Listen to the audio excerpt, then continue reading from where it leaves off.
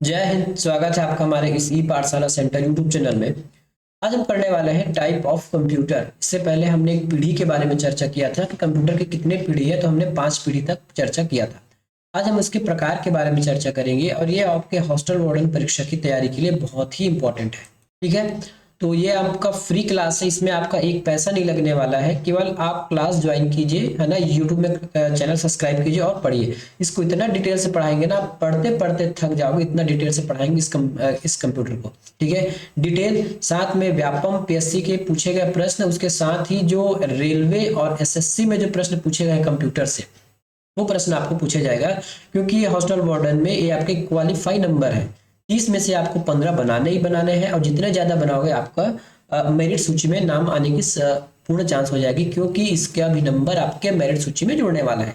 तो ये free class है, अधिक से अधिक लोग ज्वाइन करें और सबसे पहले क्लास देख लीजिए। पसंद है तो ही चैनल को सब्सक्राइब कीजिएगा। ठीक है, ये आपके लिए बहुत अच्छी अपॉर्चुनिटी है, हो सकता है इसके बाद बहुत कम वैकेंसी निकले। ठीक है, और कंप्यूटर तो सभी में पूछा जाता है, चाहे हॉस्टल वार्डन हो या गुरुजी का एग्जाम हो या कोई भी हो, कंप्यूटर तो मस्ट है। ठीक है, कुछ एक आध एग्जाम को छोड़ के, जैसे एडीओ का एग्जाम है वहां कंप्यूटर आपको नहीं पूछेगा, और कुछ कुछ एग्जाम में छोड़कर कंप्यूटर तो आपको बनाना ही बनाना है। ठीक है, तो चलिए आज का क्लास हम शुरू करते हैं। सबसे पहले आज देखेंगे कि कंप्यूटर का प्रकार क्या होता है या फिर उसका क्लासिफिकेशन हम कैसे करते हैं। ठीक है, पीढ़ी अलग होता है, क्लासिफिकेशन अलग होता है। तो ठीक है, तो टाइप के हिसाब से देख सकते हैं, है ना, साइज के हिसाब से देख सकते हैं और पर्पस के हिसाब से हम कंप्यूटर को देख सकते हैं। ठीक है, प्रकार के हिसाब से कंप्यूटर एनालॉग हो सकता है, डिजिटल हो सकता है, हाइब्रिड हो सकता है। ठीक है, साइज के हिसाब से हो सकता है आपका माइक्रो सबसे छोटा, मिनी थोड़ा बड़ा, मेन फ्रेम मिनी से थोड़ा बड़ा, और सुपर सबसे बड़ा आकार में बड़ा कंप्यूटर। ठीक है, और जर्नल यूज के हिसाब से आपका जर्नल यूज हो सकता है, या फिर स्पेशल पर्पस जैसे मौसम विज्ञान है, चिकित्सा है, जहाँ पे खोजबीन होती है, रिसर्च होता है, उसके हिसाब से आपको यहाँ देखा जाएगा। ठीक है, तो इसके हिसाब से हमको कंप्यूटर को पढ़ना है। सबसे पहले हम चलते हैं साइज के हिसाब से कंप्यूटर। तो साइज के हिसाब से यदि हम कंप्यूटर की बात करें तो सबसे पहले आपको कंप्यूटर मिलता है माइक्रो कंप्यूटर। ठीक है, अभी आप जिस कंप्यूटर से पढ़ रहे हो या देख रहे हो हमारा वीडियो, वो आपके माइक्रो कंप्यूटर कहलाता है। ठीक है, माइक्रो कंप्यूटर एक छोटा कंप्यूटर होता है जिसे एक समय में केवल एक ही व्यक्ति चला सकता है। जैसे आप एक ही समय में अपने पीसी, लैपटॉप या डेस्कटॉप को यूज कर सकते हो। मिनी और मेनफ्रेम कंप्यूटर की तुलना में यह साइज में काफी छोटा होता है। ठीक है, माइक्रो कंप्यूटर हल्के होते हैं और इनकी कीमत कम होती है। प्रश्न कहां से पूछा जा सकता है, ये देख लीजिए। मिनी से माइक्रो मेन फ्रेम से कंप्यूटर की साइज बहुत छोटी होती है। ठीक है, यह मल्टी टास्किंग कंप्यूटर है, मतलब एक समय में अधिक कार्य कर सकती है कंप्यूटर, लेकिन एक बार में एक ही उपयोग करता। ठीक है, जो उपयोगकर्ताओं को एक साथ विभिन्न कार्य करने की अनुमति देता है, जैसे इंटरनेट चला सकते हैं, वर्ड प्रोसेसिंग कर सकते हैं, ठीक है, गाना सुन सकते हैं, जो कहें वो कर सकते हैं। पहला माइक्रो कंप्यूटर 1970 में आया था, ये को अंडरलाइन कर लीजिएगा।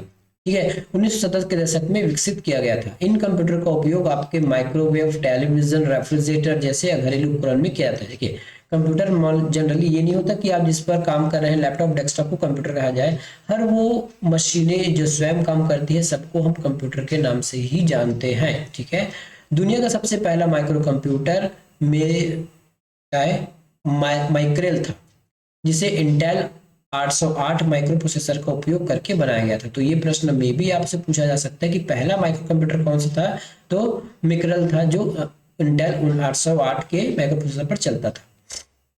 अब आपके माइक्रो प्रोसेसर का माइक्रो कंप्यूटर का प्रकार क्या हो सकता है, तो ये आपकी स्मार्ट वॉच जो आप घड़ी पहनते हो ना, वो भी आपका माइक्रो कंप्यूटर है। जितने भी लैपटॉप है, जितने भी डेस्कटॉप है, टैबलेट है, और जितने भी स्मार्टफोन है, ये सभी के सभी माइक्रो कंप्यूटर कहलाते हैं। इसके अलावा आपके टीवी, फ्रिज में जो भी इनबिल्ट सॉफ्टवेयर वाला लगा होता है, डीवीडी प्लेयर है, सीडी प्लेयर है, ये सभी आपके माइक्रो कंप्यूटर में आ जाएंगे। ठीक है, तो ये आपका पहला टाइप है जो सबसे छोटा है। सब टाइप में आकार में सबसे छोटा कंप्यूटर कौन सा है, माइक्रो कंप्यूटर है। आगे देखते हैं मिनी कंप्यूटर। ठीक है, आगे देखते हैं मिनी कंप्यूटर। तो मिनी कंप्यूटर क्या होता है, तो मिनी कंप्यूटर एक यूनिक प्रकार का कंप्यूटर है जो ना तो बहुत छोटा है और ना ही बहुत बड़ा होता है। ठीक है, जो ना तो छोटा है और ना ही बहुत बड़ा है। तो मिनी कंप्यूटर एक यूनिक कंप्यूटर है। ठीक है, माइक्रो कंप्यूटर से थोड़ा से बड़ा है और मेन फ्रेम से थोड़ा छोटा है। संक्षेप में यह मिनी कंप्यूटर एक मध्यम आकार का कंप्यूटर है। मिनी कंप्यूटर एक मल्टी यूजर है, एक साथ अधिक यूजर उस पर काम किया सकता है। इसके विपरीत हमने माइक्रो में क्या सीखा था, तो माइक्रो में एक बार में एक ही आदमी यूज कर सकता है, लेकिन मिनी कंप्यूटर को एक से अधिक व्यक्ति एक बार में उपयोग कर सकते हैं। इसके अलावा एक मिनी कंप्यूटर मल्टीटास्किंग भी है, मल्टीटास्किंग तो उसमें भी था, अब गाना सुन सकते हो, वर्ड प्रोसेसिंग कर सकते हो, जो करना है वो कर सकते हो, ठीक है। माइक्रो कंप्यूटर की तुलना में मिनी कंप्यूटर अधिक शक्तिशाली होता है, लेकिन मेन फ्रेम और सुपर कंप्यूटर के शक्तिशाली से कम है, क्योंकि आगे उसको बढ़ाना है। मिनी कंप्यूटर का विकास का श्रेय 1960 के दशक में आईबीएम इंटरनेशनल बिजनेस मशीन, यहाँ से कभी भी आपको प्रश्न पूछा जा सकता है कि आईबीएम की फुल फॉर्म क्या है, तो आईबीएम की फुल फॉर्म है इंटरनेशनल बिजनेस मशीन है, ठीक है। मिनी कंप्यूटर एक मल्टी प्रोसेसिंग कंप्यूटर है जो 2 या 2 से अधिक प्रोसेसर का उपयोग करती है, ठीक है, 2 या 2 से अधिक प्रोसेसर का उपयोग करती है आपके मिनी कंप्यूटर, ठीक है। अब मिनी कंप्यूटर के उदाहरण आपका IBM AS24 400, हनीवेल 200, उसके बाद मोटोरोला का ये साइज है, और एमवी, इस प्रकार के कुछ आपके मिनी कंप्यूटर्स होते हैं। अब मेन फ्रेम की बात करेंगे तो जो मेन फ्रेम है वो मिनी कंप्यूटर से साइज में थोड़ा बड़ा होता है, ठीक है। जो मेन फ्रेम कंप्यूटर होता है इसमें एक से अधिक माइक्रो प्रोसेसर का उपयोग किया जाता है, मल्टी यूजर होता है, ठीक है। साथ में यह सुविधा उन्हें बड़ी कंपनी और सरकारी कार्यालय में जैसे सर्वर वगैरह में मेन फ्रेम का उपयोग किया जाता है, ठीक है। छोटी मोटी बात नहीं है, बड़ी बड़ी जो कंपनियां हैं उसके बहुत सारे यूजर रहते हैं सर्वर के रूप में, ये सब मेन फ्रेम वही काम करता है, ठीक है। जैसे बैंक का सर्वर हो गया या कुछ भी हो गया, तो इन सब संभालने के लिए मेन फ्रेम कंप्यूटर का उपयोग किया जाता है। मेन फ्रेम कंप्यूटर का विकास का श्रेय 1950 में आईबीएम इंटरनेशनल मशीन को जाता है, ठीक है। इसका उपयोग मुख्य रूप से बड़ी मात्रा में डेटा स्टोर, देखिए इसमें लिखा है ना डेटा स्टोर, डेटा स्टोर का मतलब होता है सर्वर, ये सर्वर का काम करता है मेन फ्रेम कंप्यूटर आपके, जो 24 मतलब 24x7 बोलते हैं ना, 24 घंटा 7 दिन चल सकता है बिना रुके। कौन सा? Main frame computer. Main frame computer एक विशिष्ट प्रकार का कंप्यूटर है जो अपने बड़े आकार और व्यापक डाटा भंडारण क्षमता के लिए जाना जाता है। ये कंप्यूटर अविश्वसनीय रूप से शक्तिशाली है, आकार और प्रदर्शन दोनों में मिनी और माइक्रो से बड़ा होता है, ठीक है, मिनी और माइक्रो से बड़ा होता है। उदाहरण देख लीजिए, IBM Z सीरीज है, सिस्टम Z9 है, सिस्टम Z10 है, ICR 39 है, CDS साइबर है। ये हमारे क्या है? मेन फ्रेम कंप्यूटर है। लास्ट देखते हैं साइज के हिसाब से सुपर कंप्यूटर, ठीक है।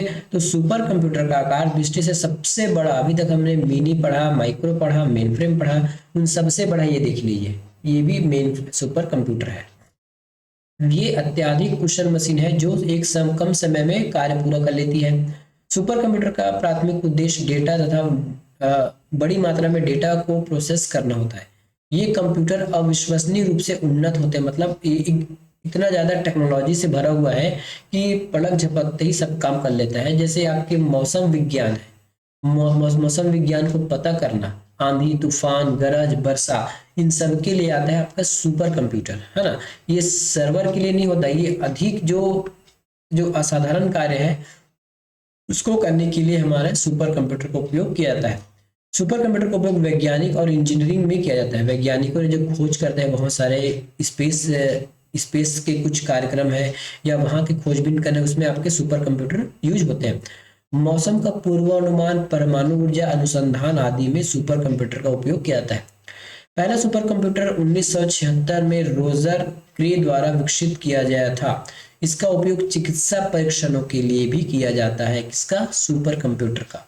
तो परम 8000 है, IBM सुमित है, रनवे टसनी लाइट है, NDT है, ग्रे है, ठीक है। तो इस प्रकार से आपके सुपर कंप्यूटर के उदाहरण है सब। अब देखते हैं कंप्यूटर आपके कार्य प्रणाली के हिसाब से। तो एनालॉग कंप्यूटर आएगा सबसे पहले। एनालॉग कंप्यूटर एक विशेष प्रकार का कंप्यूटर है जिसका उपयोग आप एनालॉग डेटा को प्रोसेस करने के लिए करते हैं। दूसरे शब्दों में एनालॉग कंप्यूटर एक ऐसा कंप्यूटर है जो आपके फिजिकली नापता है। जैसे आपके पास एक ऐसा रहता है थर्मामीटर, ये थर्मामीटर रहता है ना, जिसको आप शरीर के किसी ऐसे भाग को टच कर कर, है ना, आप किसी के शरीर को भाग को टच कर आपकी उसकी टेम्परेचर को आप जान लेते हो, ये आपके थर्मामीटर कहलाता है, ठीक है। तो थर्मामीटर भी एक प्रकार का एनालॉग कंप्यूटर कहलाता है। तो एनालॉग कंप्यूटर का जो उपयोग है करंट, फ्रीक्वेंसी, रेजिस्टेंस को नापने के लिए किया जाता है। ठीक है, करंट के लिए, फ्रिक्वेंसी के लिए और रेजिस्टेंस को नापने के लिए क्या किया जाता है, एनालॉग कंप्यूटर का उपयोग किया जाता है। जैसे आपके वोल्ट मीटर वगैरह हो गए, ये सब चीजें आपके केस में आ जाएंगे, एनालॉग कंप्यूटर में आ जाएंगे। सीधे शब्दों में कहा जाए तो फिजिकल क्वांटिटीज को नापने के लिए जैसे एनालॉग कंप्यूटर हो जाएगा, जैसे टेम्परेचर को नापना है, प्रेशर को नापना है, वेलोसिटी को नापना है, मतलब वेग वेग त्वरण हो गया, लेंथ है, लंबाई है, विड्थ है, इन सब को नापने के लिए जो भी आप इक्विपमेंट्स, जो भी मशीन को उपयोग करते हो, उसको वन शॉट एनालॉग कंप्यूटर के नाम से जाना जाता है। दैनिक जीवन में हम रेफ्रिजरेटर, स्पीडोमीटर, जैसे आपकी गाड़ी में स्पीडोमीटर लगा रहता है, रेफ्रिजरेटर है, जैसी वस्तुओं में एनालॉग कंप्यूटर का उपयोग करते हैं।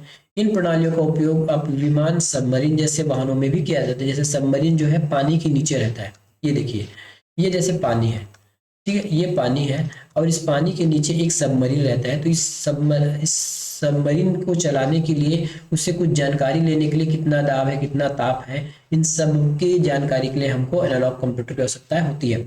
अब आपके यहाँ जो पेट्रोल पंप भराने जाते हैं ना, यहाँ पे ऐसा पेट्रोल पंप भराने जाते हैं, इसमें पेट्रोल का नाम चलते रहता है, यहाँ पे गाड़ी से वायर में आपकी जो गाड़ी है यहाँ पे, ठीक है, यहाँ पे तेल डालने का काम करते हैं, ये भी एनालॉग कंप्यूटर है।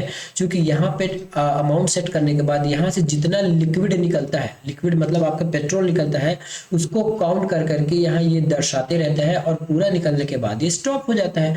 आखिरकार ये एनालॉग कंप्यूटर ही हुआ, ठीक है। तो पेट्रोल पंप में, साइंटिफिक रिसर्च में, टेलीफोन लाइन सहित सभी में एनालॉग कंप्यूटर का उपयोग किया जाता है। अब देखते हैं डिजिटल कंप्यूटर। अभी तक आपने जितने भी कंप्यूटर पढ़ा है, चाहे मेन फ्रेम हो, मिनी हो, सुपर हो, है ना, माइक्रो कंप्यूटर हो, वो सभी आपके डिजिटल कंप्यूटर के श्रेणी में आते हैं।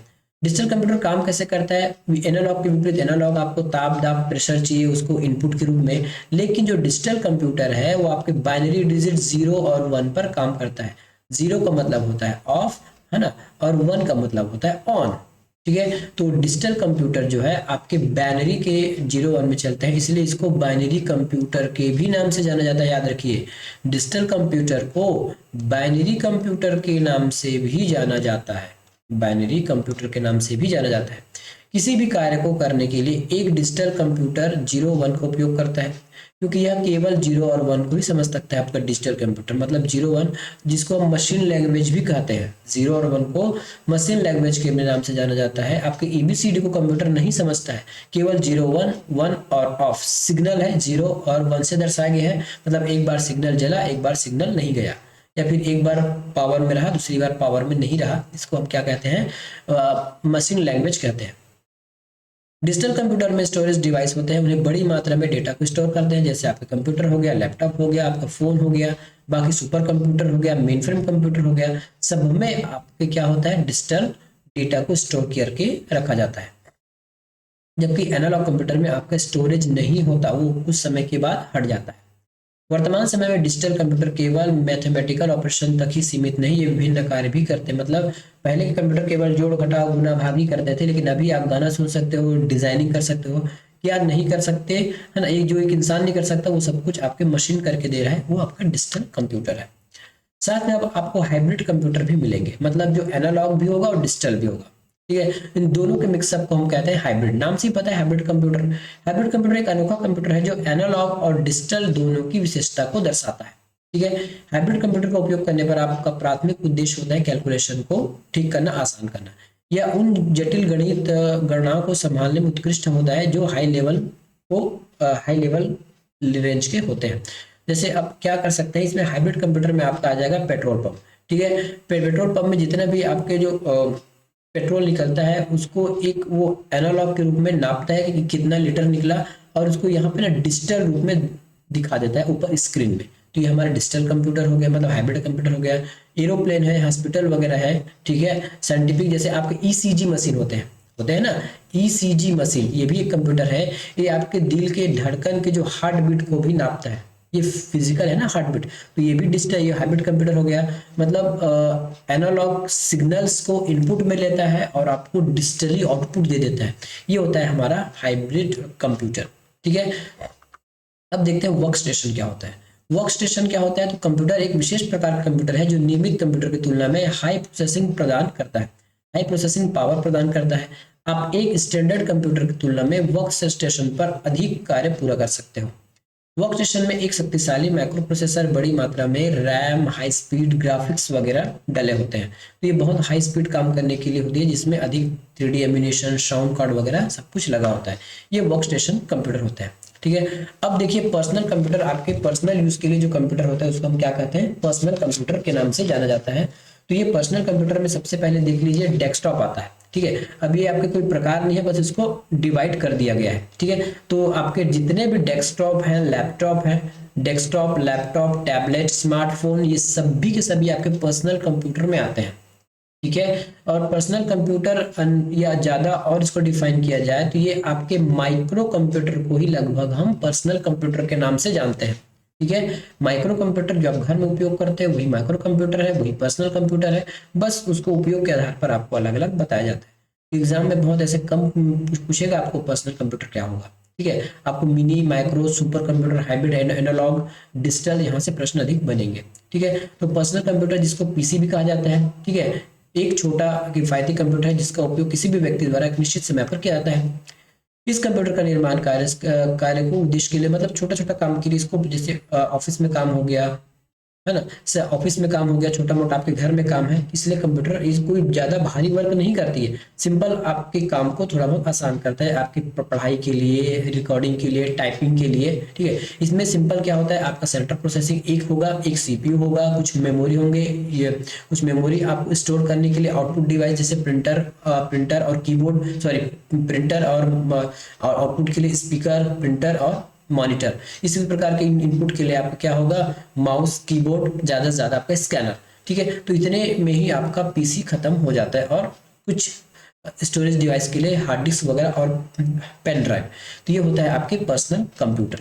ठीक है, तो पर्सनल कंप्यूटर के अंतर्गत क्या क्या आते हैं, desktop, laptop, smart tab, tablet, computer, PDA जिसको हम बोलते हैं personal assistant, personal digital assistant. ठीक है, और जितने भी छोटे मोटे कंप्यूटर हैं जो अभी आप आंख से देखते हो सिंपल ऑफिस में, वो सारे पर्सनल कंप्यूटर हैं, सारे माइक्रो कंप्यूटर के रेंज में ही आते हैं। ठीक है, इससे संबंधित प्रश्न को हम किसी और वीडियो में करेंगे, क्योंकि अभी केवल थ्योरी क्लास चल रहा है, इसलिए हम इसमें क्वेश्चन नहीं ले रहे हैं। ठीक है, तो ये था आज का हमारा कंप्यूटर का विषय। मिलेंगे अगले वीडियो में, धन्यवाद।